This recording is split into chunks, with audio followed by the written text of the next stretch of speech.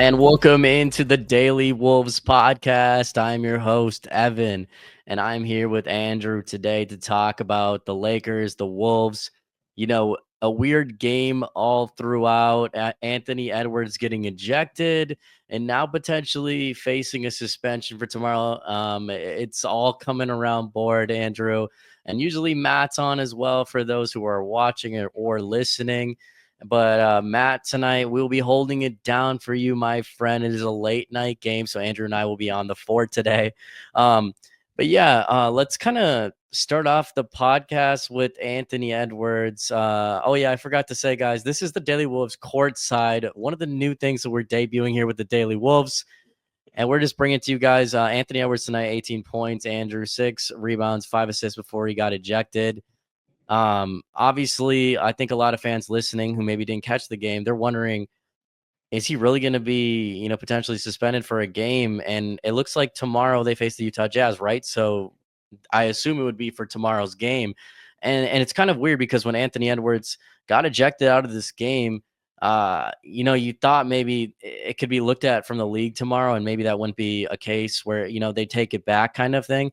But then he threw the ball into the stands, and that's kind of where the league draws its line, and I think that's gonna stick, right? So, what's your opinion on the Anthony Edwards ejection, man? I mean, full disclosure, it's 12:20 in the morning. Thanks, LA games that start Thank at you so much. 7:30. Like 7:30 LA time. Like, can you imagine if we were East Coast and it was like 2:20 in the morning right now? I just ugh. Wouldn't even do it at this Um point. First, I'm Andrew A Duke MN on Twitter, Andrew Dukowitz with Zone Coverage. Um I mean, I guess with the Ant stuff, like I think he's getting suspended. Like, I'll be Mhm, honest. The league has been really kind of intentional with him, whether it's like, hey, we think Anthony Edwards is going to be the face of the league and we got to kind of, you know, make him a little bit less wild with the swearing fines and stuff like that. They've been coming down pretty hard. Um, but I mean, the first tech, like, he just checked Vando. Like, that's a mhm, tech every single mhm, time.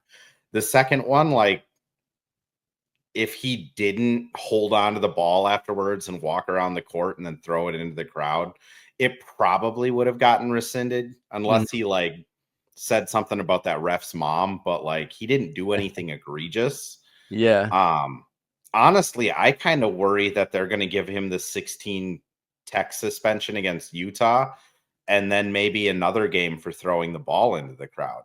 I mean, they've Mm, kind of doubled down on his language. The league hasn't been afraid to suspend people for like fan interaction, whether it's mhm, yelling at and swearing at fans. Kyrie shooting the double bird at fans a couple years ago. Like, mhm, throwing a ball into the fans is one of those things that you just can't do. mm. And unfortunately has a track record of it. Like, he picked up a chair and threw it after that Denver playoff game, and Oh, yeah. like he has a track record. It's starting to turn into kind of like a Draymond Green thing, which is unfortunate because he's 23 years old. And when I was 23 years old, I was busy trying to flunk out of business school. Mhm, Um, so like we all make mistakes, but when I was flunking out of business school, I didn't have millions of people watching me. So mhm. I guess I think he's getting suspended tomorrow for sure. I also worry that he's going to get suspended for Sunday night's game too. Not a great scenario for the Wolves because now you're looking at it, obviously, for the beginning of the year when the Timberwolves, they've lost to teams like the Wizards. They've lost to teams against recently the Bucks without Giannis, without, Dame. They have these losses against teams in the beginning of the year where, they might not have taken it so serious, right, Andrew? But all of a sudden, it's became a big deal where you kind of have to win. Every game's kind of a must win now if you're going to the playoffs. That's the difference between being a playoff team and being a play-in team, or potentially even missing, right? Like, God forbid something happened. Also, they were one of the healthiest teams to start the league for the longest time, right? And then all of a sudden, everything is starting to hit. You have Dante, who's gotten hurt, who just came back tonight, but we'll get into that in a little bit. Randall, who's been out. You've had sickness go through the team with multiple players, and some players have been sick multiple times, right? Conley's been, dislocated finger. They're banged up. Rudy has back spasms. Like, the team right now is just all over the place. And it's like you can't afford that. And that's a thing they're learning the hard way. And they're learning it right now, kind of on the fly. This is one of those games, again, where you look back, you let emotions get the best of you, like Anthony Edwards tonight. It's just unfortunate when you look at it for the Minnesota Timberwolves because, man, like we said, they could be right there. They're right. They are still right in it right now. They're in the thick of things. But man, it's like you really need your leader. You really need your superstar player. And Anthony Edwards, we really needed you tonight. It was disappointing seeing what you did.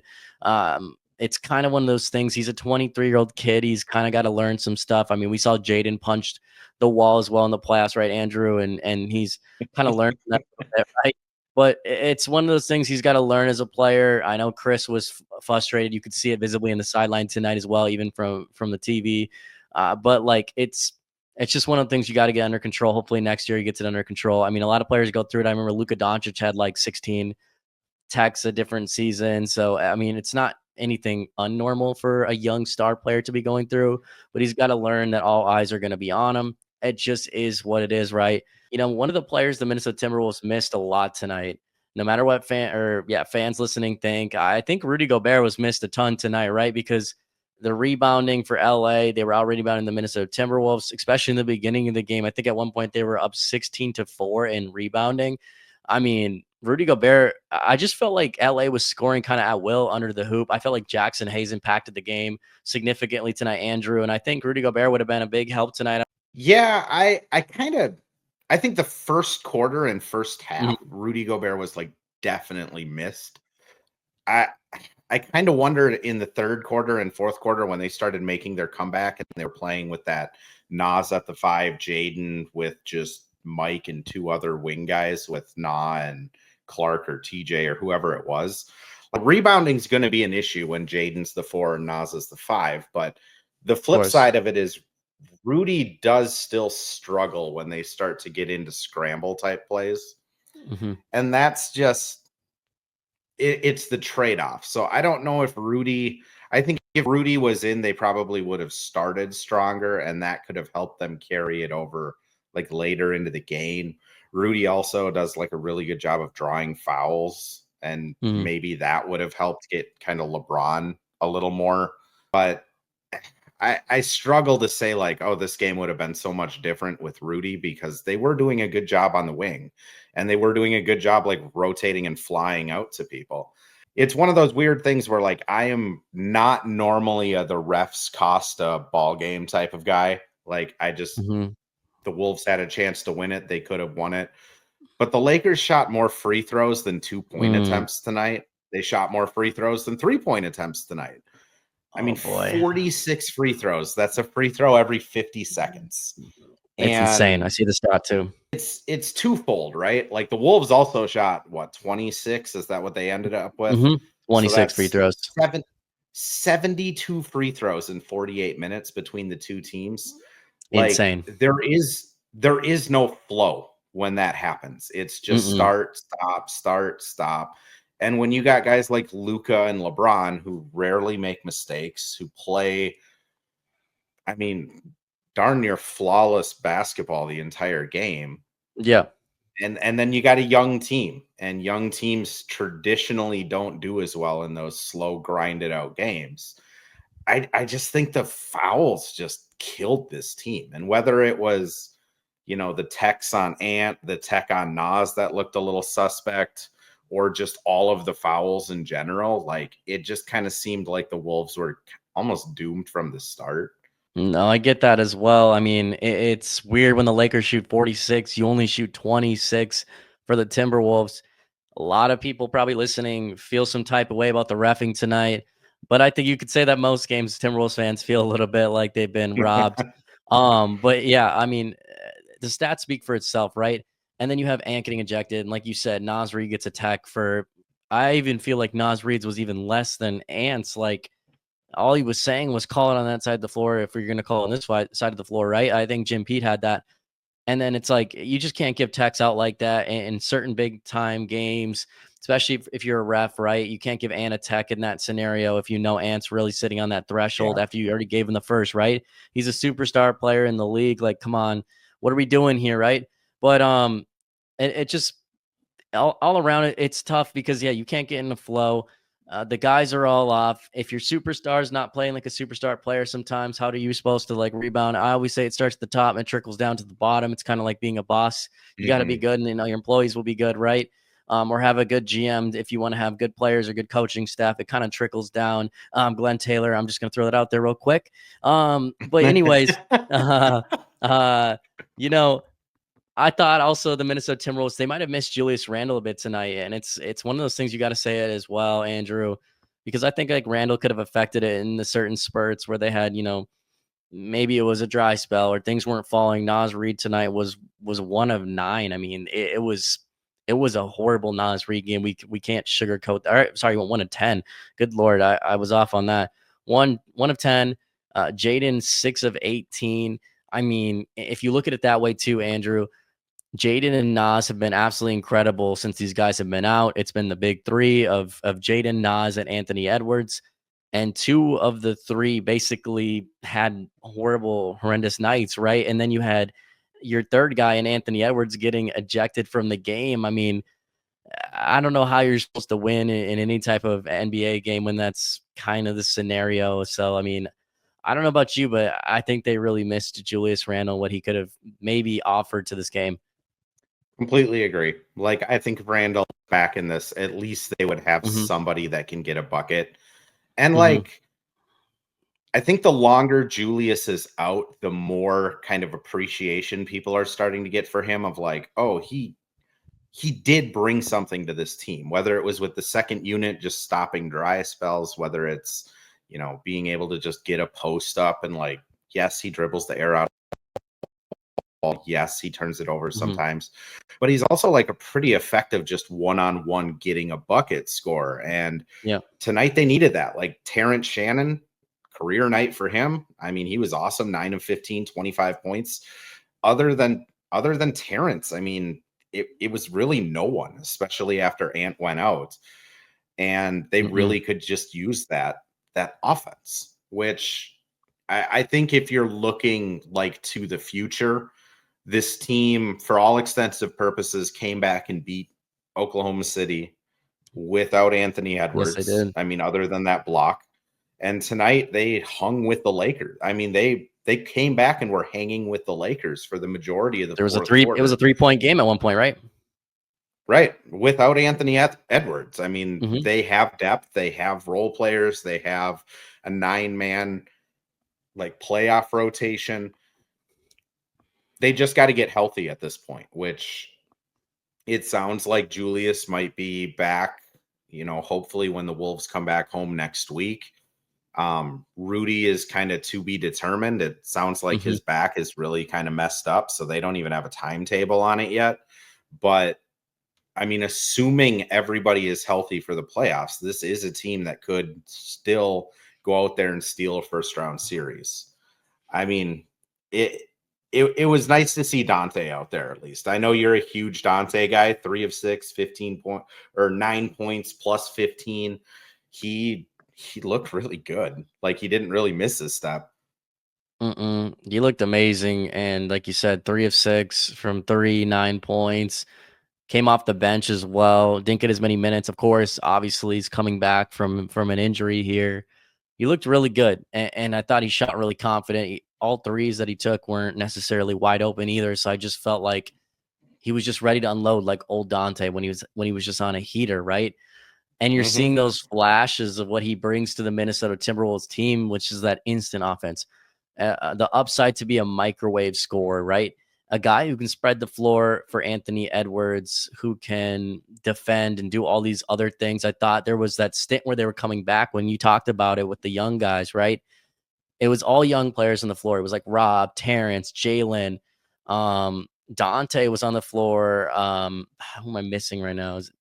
I can't remember, but there's another young guy on the floor with all of them, but Dante was the oldest guy in the floor, and I thought Mhm. just like the way he played with all of them, it was just it was honestly magical, man, because you're seeing a glimpse of the future of what these guys like they do, and you saw it with the OKC game, like you said, when they came back, and you saw it again tonight. These guys don't give up. These young players are here to play. They hustle, they Mhm. grind, they play defense, they're gritty. And there's just something about them that it kind of feels like it changes the whole culture and the vibe. Like you said, when Anthony Edwards went out in the OKC game, this kind of happened. He goes out in this game, obviously by getting ejected. It changes things. These guys come in, they play with energy. And then I think the whole team kind of feeds off it. You said it before, Terrence Shannon Jr., 25 points tonight, a career high. I mean, another guy who would have been a lottery pick. I said it. I posted it today for people listening. But if you didn't see it, I mean, he would have been a lottery pick potential or like a Yeah, top 20 pick lock, right? But then he had those yeah. legal allegations against him. I mean, he would have won probably National Player of the Year. He was on track to. And, luckily, Which Terrence was, credit which credit to yeah, TJ. I mean, throughout that entire 100%. process, he was like, I didn't do what they're saying. It Hmm. went through the entire I mean, he missed half I think he missed like 10 games at Illinois. Like got suspended, he had to go to court dates, he went Hmm. through the entire legal process, got I mean, he got ruled innocent. I mean, Hmm. granted that doesn't mean everything, but a jury ruled that he was innocent.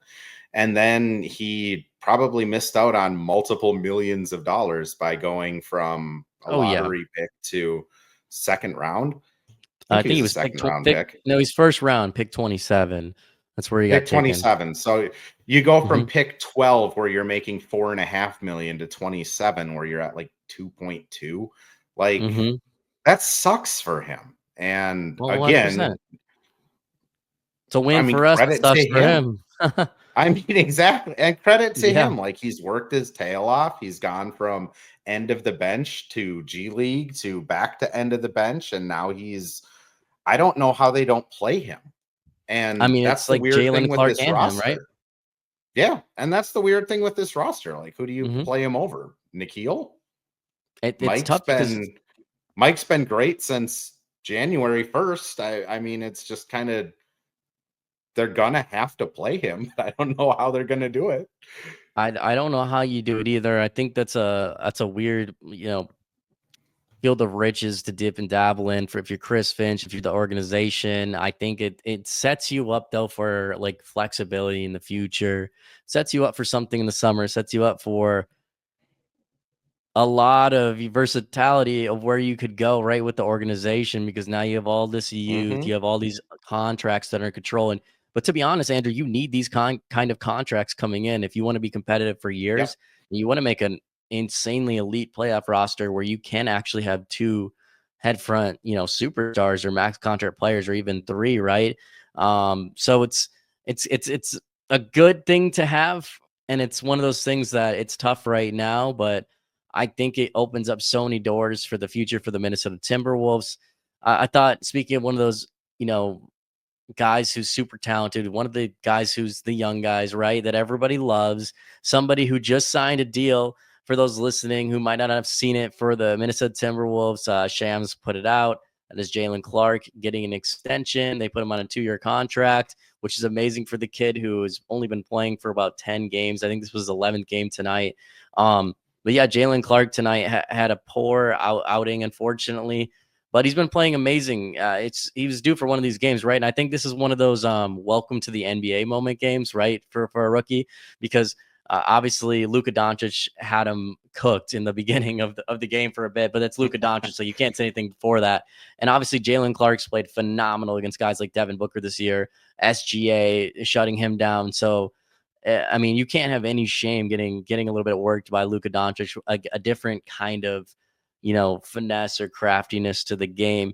And he had foul trouble tonight. I think he had 5 fouls in the game. Yeah. Early foul trouble, right? Was right in there, and it kind of took him out. 1 of 3 tonight. He didn't really do a ton. I felt like in the game, but I felt like he just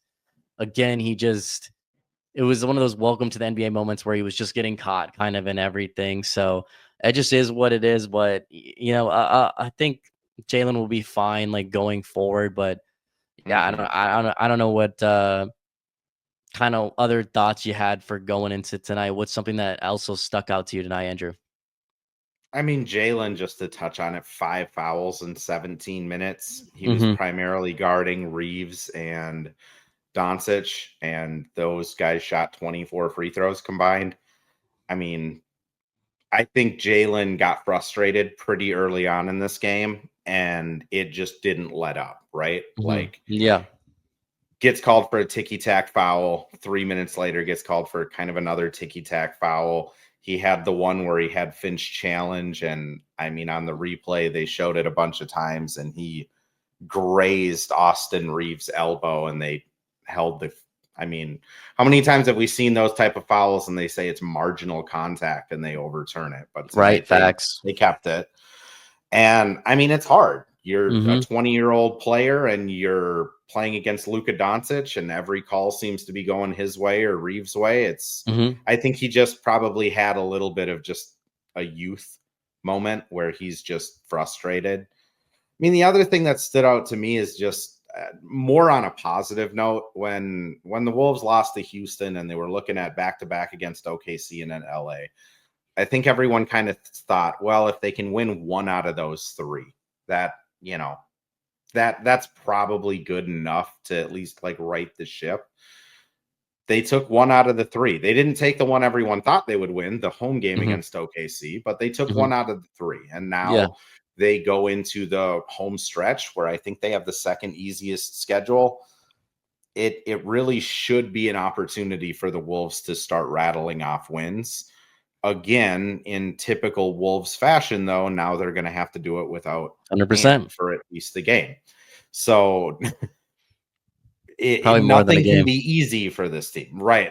I kind of, my gut saying that he's probably going to get tagged for tomorrow and Sunday, but you never, you don't know. Maybe they'll rescind one of the texts and just suspend him for throwing the ball out in the crowd. But I think if I'm taking anything away from the game, it's just more positive than anything. Like, this game is a game they should have lost.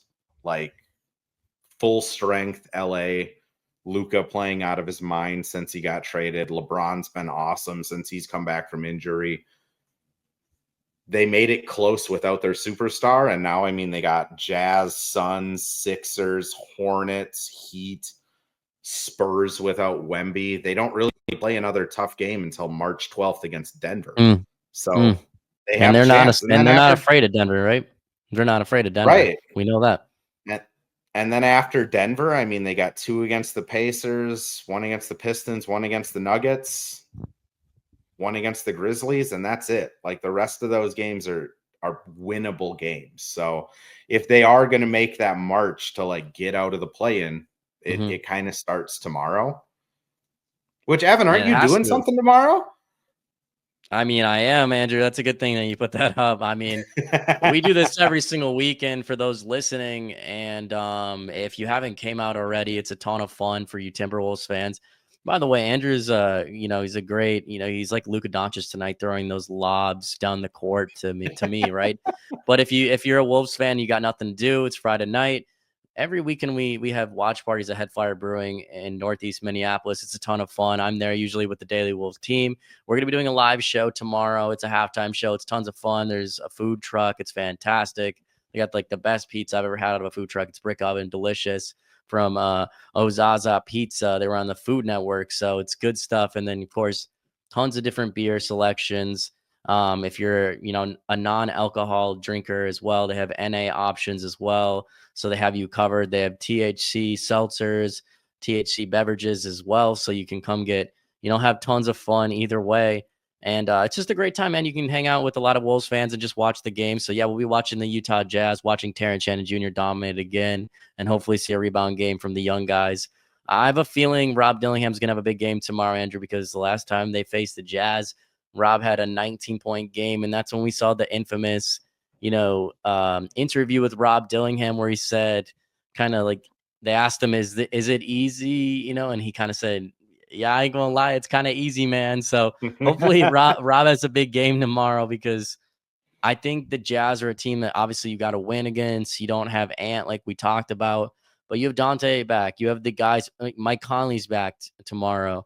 Who knows on Julius Randle? He's probably still out, but you just never know, because we didn't expect Dante to even be back tonight. Yeah. So it's kind of one of those things where we have no idea kind of what's going on, but it's been so fun to watch. I think the differences from us facing the Utah Jazz in the first game to now is we did not have this like young vibrant group, kind of like that swagger that these young guys are bringing out. The Rob, the Kentucky guy, Terrence, the dunk that he threw down tonight in the game was incredible, right? It's like breathtaking. So you have this athleticism, you got long, versatile guys, and I think that's a really fun game because there's young guys on the Utah Jazz as well. So I think it's like a game that's honestly, I think it's like gonna be a really good game, just with a lot of like the youth, and kind of you get a look as a NBA fan at like a lot of the young talent that's going to be for the future of the league. I mean, Utah has to lose this game. They're Mhm. 1-9 in their last 10. They're currently 14-44, tied with the Charlotte Hornets, who are 0-10 in their last 10 for the second and third overall pick. I don't know who has the tiebreaker between them, They need but Cooper, right? He I fit perfect mean, there. if you're gonna be that bad, you have to get Cooper Flag, and they have to lose four. Let's see here. Mhm. They're trailing in the Tank Fest by 4 games. So this is a game they have to lose. Like it's weird thinking of it that way, but like the Wolves, it's kind of a must win if they want to get back up into that like 6 Mhm. seed conversation. The Jazz, it's a must lose. So hopefully it's like a 30-point Hilarious. blowout and it's 20-25 minutes of Rob and 30 something of Shannon Oh, again. And it's I just would going love to that. be fun to watch the young kids play. Oh, I would love that. It's so fun to watch them play, and like it's so weird being on that. When you were saying that, all I thought about, Andrew, is how we were on the reverse side of that for so many years with the Timberwolves, right? Yep. We were that tanking team every single season, and it was so frustrating. I mean, like, it's like Martell Webster back in the day going, I don't know if anyone listening remembers that. You might, but I remember there was a game we could have like maybe tied it up, and it was like the last remaining seconds. It's just him breakaway, and he goes for a layup instead of a 3-point shot. I don't know if anybody knows what I'm talking about.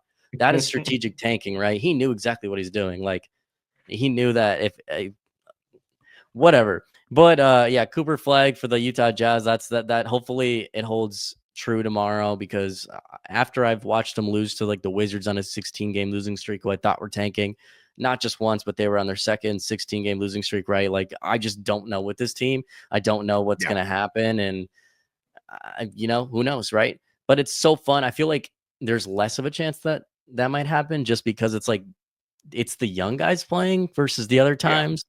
I think these guys are just so hungry. I mean, Terrence is hungry, Rob's hungry, Jalen.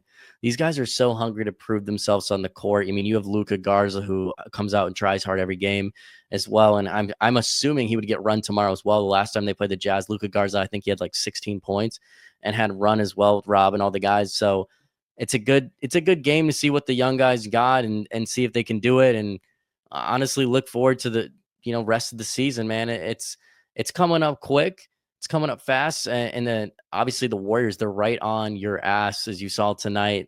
They're seven Yeah. and one since acquiring Jimmy Butler. I mean, I feel like the seat is heating up, and then you have Dallas, who hasn't really fallen out as many thought they were going to fall by losing Anthony Davis and Daniel Gafford, and they're obviously down Lively right now as well, and they're still kind of hanging in there as well. I mean, Kyrie's been fantastic, so like the West is just they're just deep.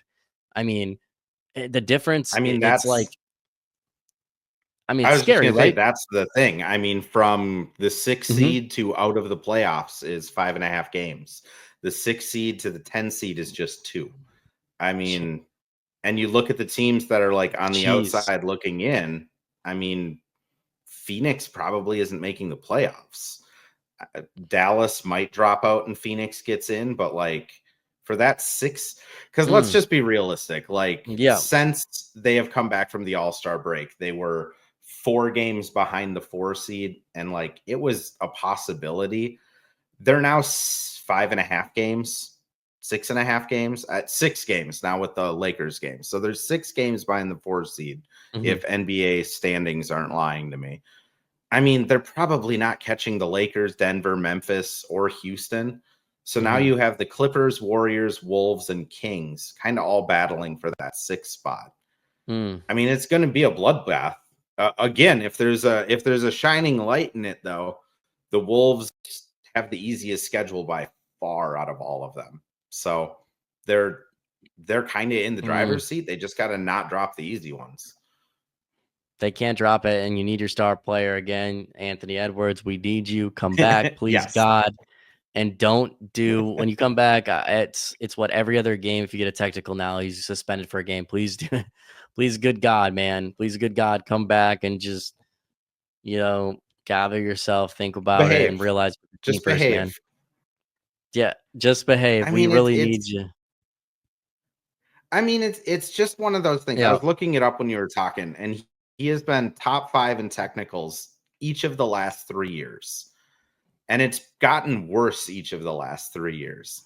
So it's just like, and you can't clap at the refs, you can't scream hey at them, and like maybe don't follow them around and you'll be fine. Like you are a superstar now. They're not gonna like it makes me wonder what he said. yeah. I mean, he probably We said need something. I mean, someone on the ground in L. yeah. I mean, Yeah. he always says he always. I'm I mean, if you guessing look he at it, said something not appropriate. probably not. And if you hear his post game interviews, that's just we know what Anthony Edwards is kind of unfiltered, just himself, right? That's also why we love him so much in Minnesota. Sometimes you just got to get that kind of good balance, but that's a learning experience, which I'm sure he'll eventually kind of get under wraps. But I mean, other than that, I think we just look forward to the future. We look forward to the watch party tomorrow. Before we get, gotta get out of here, we're also partnered with SeatGeek. If you need tickets to go to any game coming up, I don't care if it's a concert, maybe Taylor Swift is in town. I mean, I know Andrew loves Taylor Swift and Matt. But just put in the Daily Wolves Mm-hmm. promo code and you can get in $20 off and you get Taylor Swift tickets. It's that easy, man. Just every time you go on SeatGeek. And then obviously we're partnered with Better, BETR. Just put that in under your app store, download the app. Super easy. You can sports bet in the state of Minnesota and multiple states across the United States as well.